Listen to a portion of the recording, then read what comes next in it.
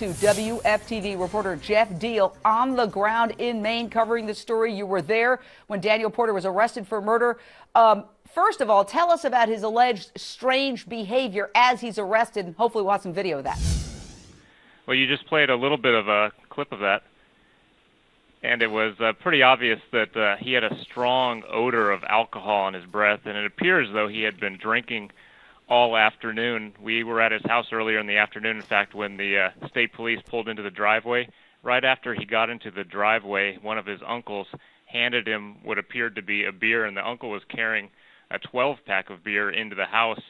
And when we were at the jail late last night when he was booked in, we approached him with our camera, and as soon as the officer rolled down the window, we could smell that strong odor of alcohol on his breath.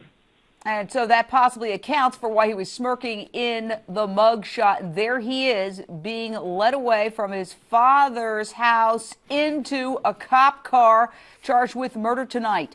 Cops have said the murder might have been drug-related. In the affidavit, the suspect's girlfriend told cops Porter's relationship with fireman Perdomo was business, and they were both involved with drug activity. During Daniel's arrest, he was asked about his involvement with drugs. Listen. Were you dealing drugs with Perdomo?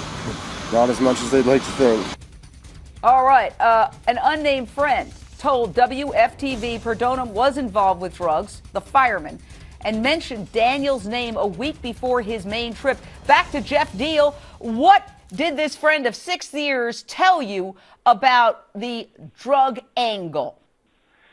Well, it was actually one of our other reporters, Bianca Casser, who was down in Florida that spoke with this guy. But essentially, from what I understand, he was saying that Jerry Perdomo was not a bad guy, that he didn't do drugs, that he didn't deal drugs on the streets of Florida, but that he just wanted to make some extra cash, and that he knew that prescription pills were fairly easy to get, and he would run those pills up to Maine because he could get more money for those pills up in Maine than he could down in Florida.